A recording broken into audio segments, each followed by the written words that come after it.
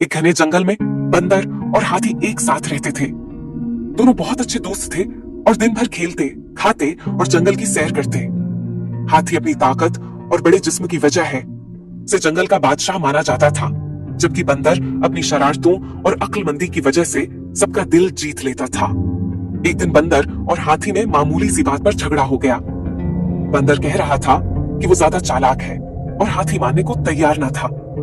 हाथी ने कहा कि ताकत सब कुछ है और बंदर की चालाकी किसी काम की नहीं। बातों बातों में झगड़ा हो गया, बढ़ गया और दोनों ने एक दूसरे से बात करना छोड़ दी। बंदर अपने दरख्त पर चढ़ गया और हाथी अपने पसंदीदा झील के पास जा बैठा। जंगल की फजा में उदासी छा गई। कोई हंसी खुशी की आवाज नहीं आ रही थी और दोनों दोस्तों को अंदर से बहुत बुरा लग रहा था। बंदर को शरारतें करने वाला कोई न था और हाथी को भी अपने दोस्त की चालाकी और खुशमिजाजी की कमी महसूस हो रही थी। इसी दौरान जंगल में एक बड़ी आंधी आ गई। दरख्त झुकने लगे और परिंदे घोंसलों से गिरने लगे। बंदर का दरख्त भी आंधी की जद में आया और वो नीचे गिरने लगा। बंदर को खतरे का सामना था और वो मदद के लिए चीखा। हाथी ने बंदर की आवाज सुनी और फौरन वहां पहुंच गया। अपनी मजबूत सॉन्ट से उसने बंदर को गिरने से बचा लिया। बंदर हाथी की मदद से शुक्रगुजार हुआ और उसने फौरन माफी मांगी। हाथी ने भी माजरत की और कहा कि दोनों की सलाहियतें अहम हैं। वो दोबारा दोस्त बन गए और आंधी के बाद जंगल में सब कुछ फिर से खुशहाल हो गया। ये वाकया उन्हें ये सिखा गया कि दोस्ती में कभी भी अना नहीं होनी चाहिए, क्योंकि एक दूसरे की मदद और साथ ही असल ताकत है। बंदर और केले की कहानी। एक घने जंगल में एक बंदर रहता था जिसका नाम मैको था।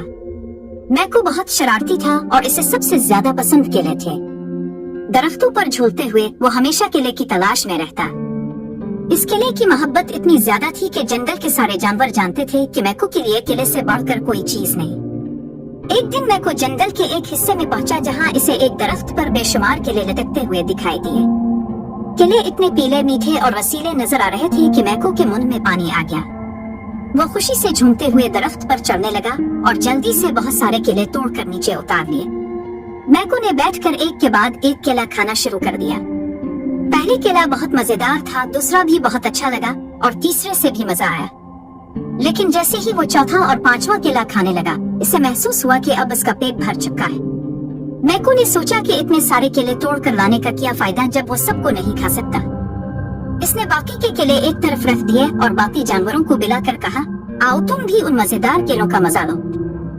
सब जानवरों ने खुश होकर केले खाए और मैको की सखावत की तारीफ की। मैको ने सीखा कि जरूरत से ज्यादा चीजें जमा करना फायदेमंद नहीं होता। बांटने से खुशी बढ़ती है और दोस्तों के साथ मजा दोबारा हो जाता है। कहानी का सबक ये है कि लालच से बचना चाहिए और दूसरों के साथ खुशी बांटने में ही असल खुशी होती है। एक समय की बात है जब एक रामू नाम का आदमी एक मैगी की दुकान लगाता था। वह मैगी की दुकान एक गांव जिसका नाम टुकटुक था, उस गांव के बीचों बीच में लगाता था। उसकी मैगी बहुत ही घटिया हुई करती थी और बहुत ही महंगी हुई करती थी और उसका स्वाद भी किसी को पसंद नहीं आता था। वह मैगी में बहुत ज्यादा पानी मिला देता था।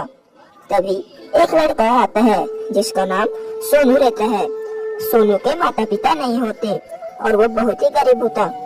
वह उस आदमी के पास जाता है और सोनू उस आदमी को बोलता है, अंकल क्या आप मुझे मैगी बनाना सिखा देंगे?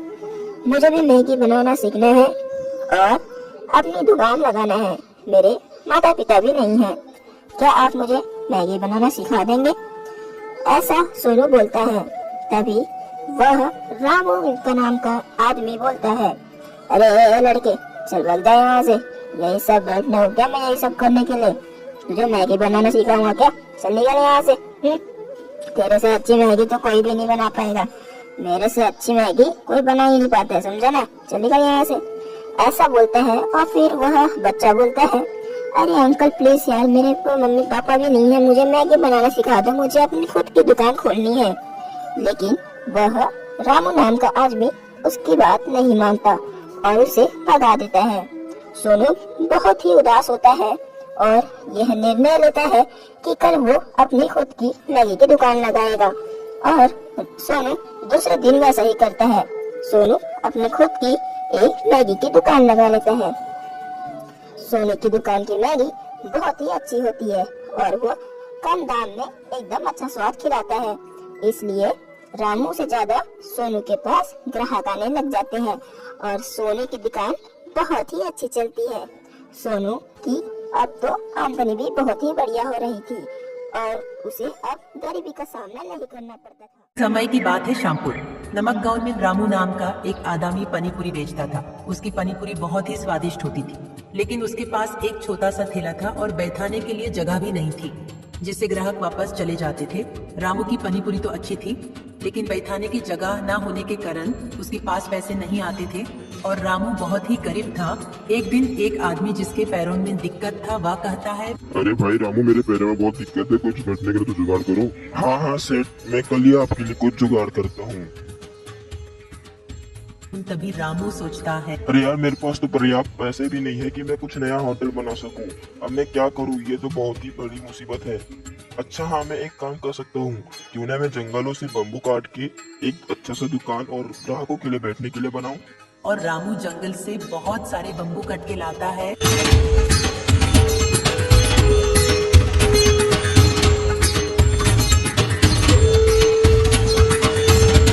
और एक बड़ा सा होटल बनाता है और ग्राहक लोग के बैठाने के लिए कुर्सी टेबल का भी इंतजाम करता है। इसा से रामू का पनी दूर दूर तक मशहूर हो गया था और अब रम है बहुत ही अमीर बन चुका था और उसकी दुकान बहुत ही अच्छे से चलती थी। एक गांव में हरिया नाम का एक गरीब लकड़हारा रहता था। वह लकड़ियां काट काट कर अपना और अपनी पत्नी का पेट पालता था। अरे सोनी, आज मैं अपने गांव के थोड़ी दूर पर जंगल है, वहाँ लकड़ियाँ काटने के लिए जाऊंगा। ठीक है जी, आप अपना ख्याल रखना। हरिया लकड़ियां काटने के लिए चला जाता है। हरिया जब लकड़ियां काटने के लिए जंगल जा रहा होता है, तभी रास्ते में उसे एक बढ़ई रोक लेता है। अरे हरिया भैया, आज कौन से जंगल में लकड़ियाँ काटोगे? जो अपने गांव से थोड़ी दूर पर वो जंगल है ना, वही लकड़ियां काटेंगे। आज थोड़ी लकड़ियाँ मुझे भी दे देना। ठीक है चंदू भैया, अब मैं जाता हूँ, मुझे जल्दी लकड़ियां काट के आना भी है। हरिया लकड़ियां काटने के लिए जंगल में पहुंच जाता है। वह पेड़ काटने के लिए कोई अच्छा पेड़ देखता है।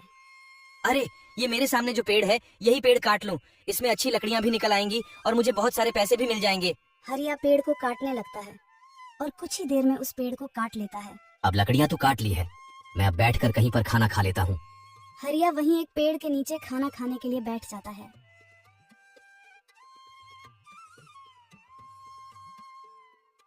अब खाना तो खा लिया हूँ, अब कुछ देर यहीं पर आराम कर लेता हूँ। हरिया वहीं पर लेटकर आराम करने लगता है। अब तो मैं बहुत आराम कर चुका हूँ। अब मुझे लकड़ियों को बेचने के लिए ले जाना भी है।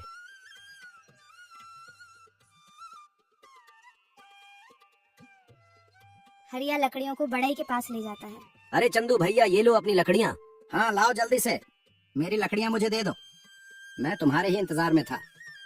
फिर चंदू हरिया को बहुत कम पैसे देता है। अरे चंदू भैया, मुझे इतनी कम पैसे क्यों दे रहे हो? मेरी लकड़ियाँ तो बहुत ज्यादा पैसे की थी। मुझे कुछ पता नहीं है, मैं बस इतने ही पैसे दिया करूंगा। हरिया के पास कोई दूसरा रास्ता नहीं था। वह चुपचाप घर को चला आता है। अरे आप आ गए? अच्छा आप यहीं बैठकर आराम करो, मैं अभी खाना बनाती हूँ। लो जी खाना खाओ। दोनों ने खाना खाया। खाना खाकर सोनी और हरिया दोनों सो जाते हैं। अरे सोनी, जिस जंगल से मैं कल लकड़ियाँ काट लाया था, उस जंगल में अब लकड़ियाँ नहीं है। आज मैं उससे भी बहुत दूर लकड़ियाँ काटने के लिए जाऊंगा। इतना कहकर हरिया लकड़ी काटने के लिए चला जाता है। हरिया जब दूसरे जंगल के अंदर जाता है तो वहाँ बहुत ही अंधेरा था। अरे चंदू भैया, ये लो अपनी लकड़ियाँ। हाँ लाओ जल्दी से, मेरी लकड़ियाँ मुझे दे दो, मैं तुम्हारे ही इंतजार में था। ऐसे ही कुछ दिन बीत जाते हैं। एक दिन हरिया की तबीयत कुछ ज्यादा ही खराब हो जाती है। हरिया के घर कुछ खाने को नहीं था। अरे सोनी, हमारे घर कुछ खाने को नहीं है, इसलिए मैं आज जंगल में लकड़ियाँ काटने के लिए जा रहा हूँ। अरे जी, आपको ऐसी स्थिति में भी लकड़ियाँ काटने की पड़ी है। अरे कोई बात नहीं, मैं किसी से उधार ले लूंगी, आप आराम कीजिए। सोनी अपने पड़ोसी कमला के पास उधार मांगने के लिए जाती है। अरे ओ कमला दीदी। क्या है सोनी बहन, क्यों मुझे पुकार रही हो?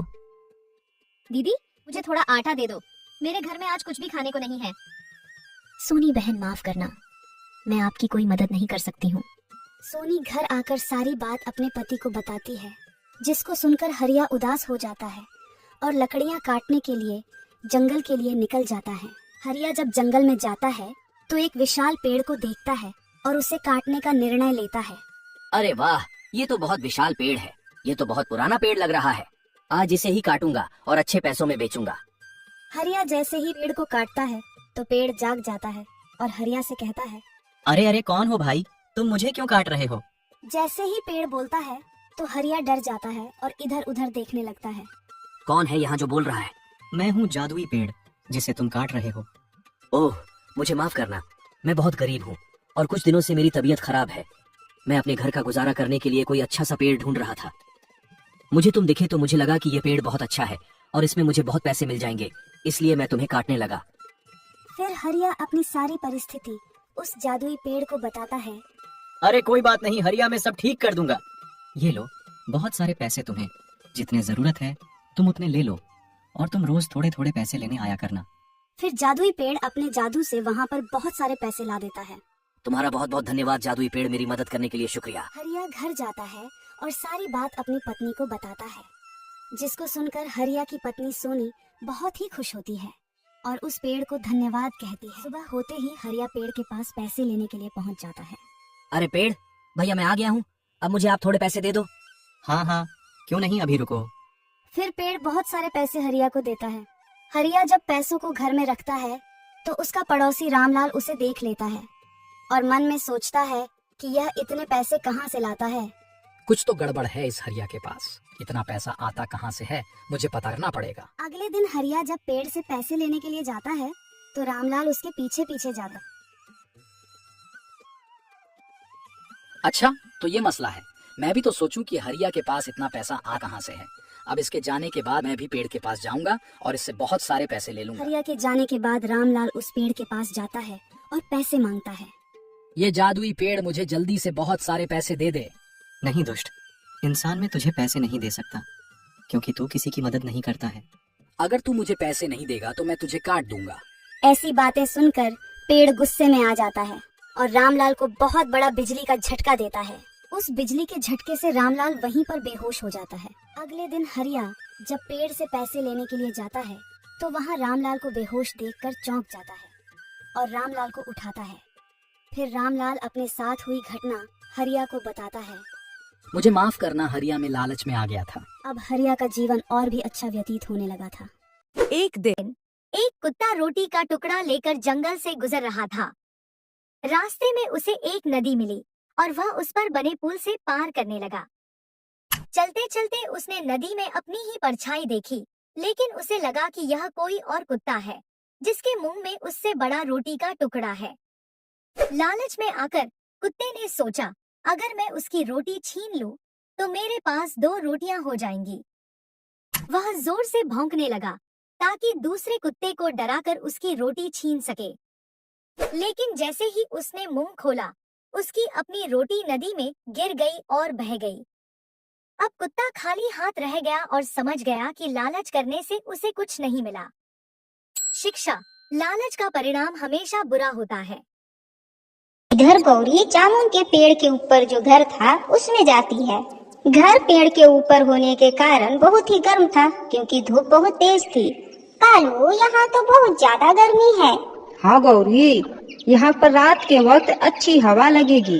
लेकिन कालू, दिन भर तो धूप में जलना पड़ेगा। ना बाबा ना, मैं इस घर में नहीं रहूंगी। कहीं मुझे लू लग गई तो।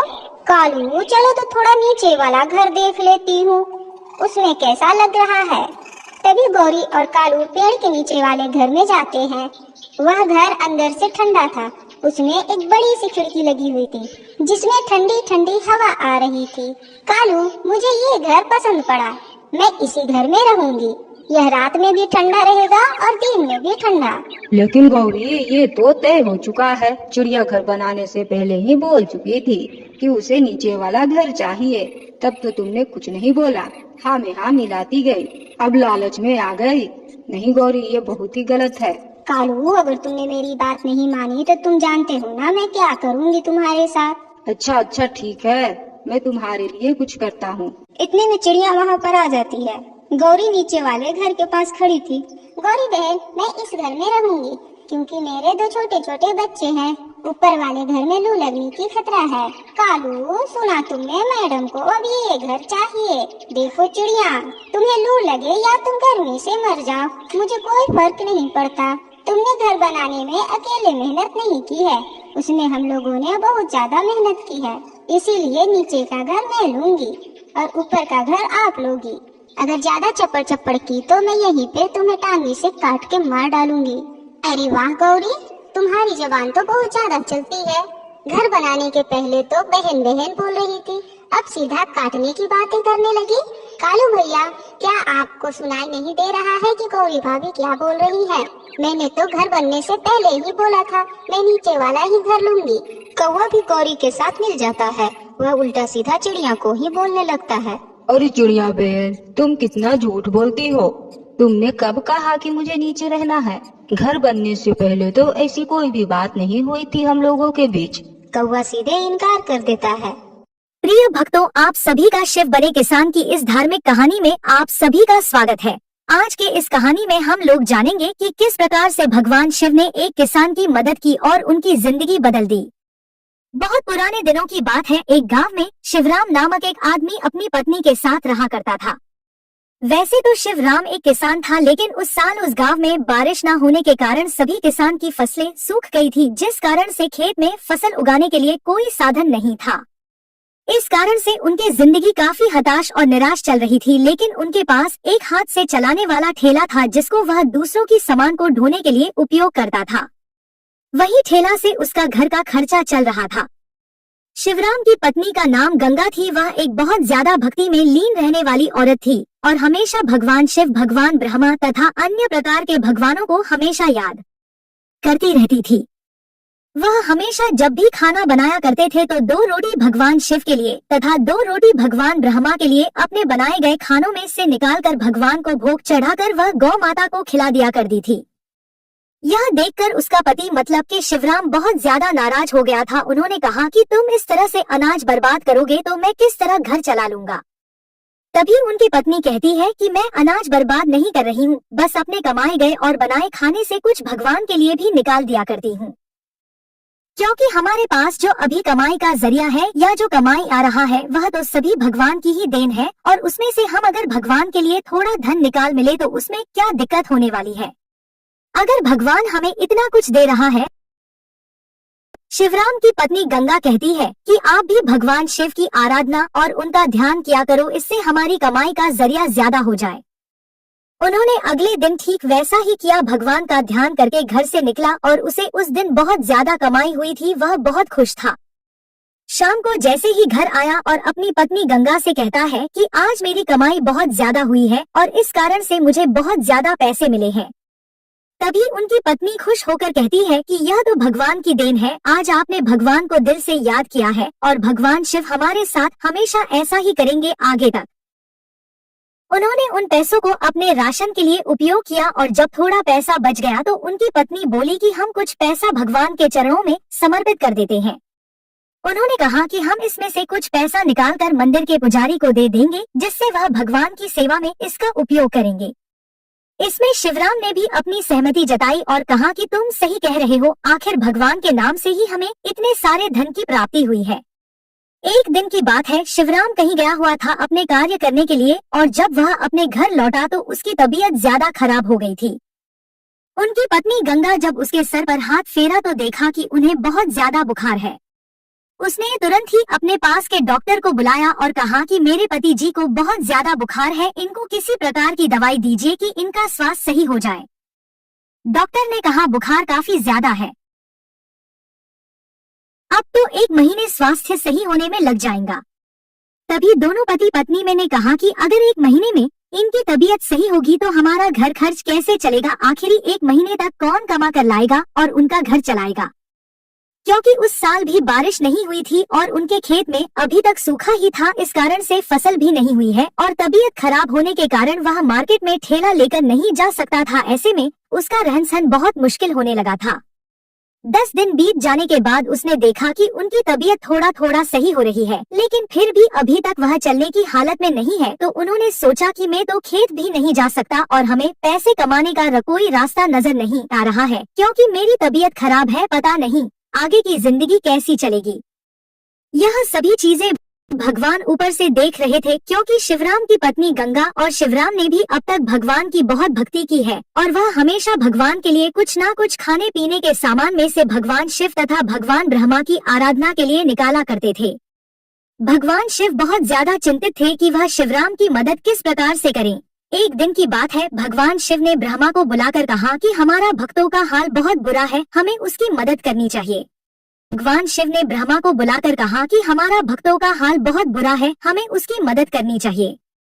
उन्होंने कहा कि वह तो अभी बीमार है, चलो हम ईशा करते हैं कि उनके खेत में बारिश करवा के उसमें खेती कर बहुत सारा अनाज उगाएंगे, जिसे देखकर शिवराम बहुत खुश हो जाएगा। शिवराम अभी बीमार ही था कि उनके खेत में बारिश होने लगी थी भगवान के द्वारा, और भगवान शिव खुद ही उनके खेत में हल चलाने के लिए आए थे।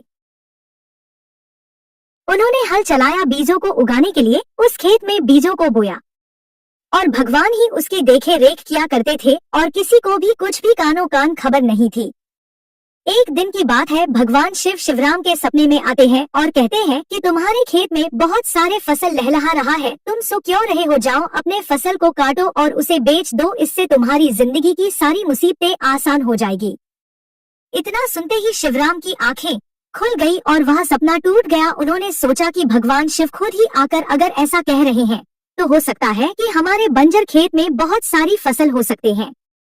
उन्होंने सुबह होने का इंतजार किया और दूसरे ही दिन अपने खेत में गया तो देखा कि बहुत सारी फसल उसके खेत में लहरा रही है। फसल बहुत ज्यादा मात्रा में उगी थी। शिवराम और उसकी पत्नी गंगा दोनों फसल की कटाई करते हैं।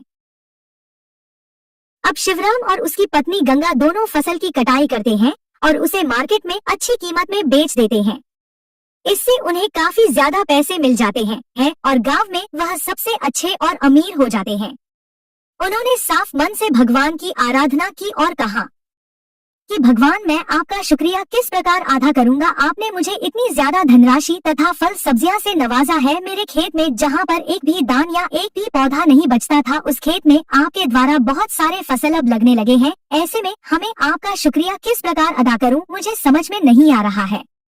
तभी उनकी पत्नी गंगा कहती है कि हम पहले भगवान के लिए कुछ खाना बचाकर भोग लगाकर गौमाता को खिला दिया करते हैं, तो हमारा कार्य अभी भी जारी रहेगा। उन्होंने इस कार्य को आगे तक जारी रखा और इस तरह से भगवान का शुक्रिया अदा करने का प्रयास किया।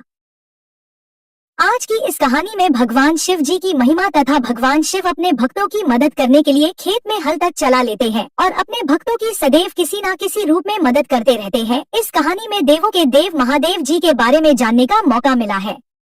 उम्मीद है कि आपको यह कहानी अच्छी लगी, तो कृपा करके इस हिंदी कहानी को अपने दोस्तों के साथ अवश्य शेयर करें और हमारे चैनल को सब्सक्राइब जरूर करें। धन्यवाद।